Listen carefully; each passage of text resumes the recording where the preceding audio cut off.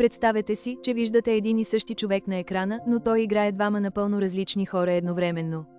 През 1958 българското кино все още прохождаше в сложните визуални ефекти. Никой не вярваше, че един актьор може да изиграе убедително близнаци с противоположни характери. Но Апостол Карамитев не беше просто актьор. Той беше магия. Той създаде образа на Радослав, тих, скромен и невероятно добър. И в същото време изигра Радосвет, нахален, уверен и любимец на публиката. Без компютри и модерни ефекти, той сменяше ролите си за секунди. Хората в киносалоните не можеха да повярват, че това е един и същи човек. Филмът «Любимец 13» се превърна в абсолютен хит, а Карамитев в легенда. Той доказа, че талантът няма граници, дори когато трябва да спориш със самия себе си на екрана. Това изпълнение остава в историята като урок по актьорско майсторство. Историята на Апостол Карамитев е доказателство за силата на българското изкуство. Хареса ли ви тази история? Абонирайте се за Bulgarian Doc за още легендарни моменти.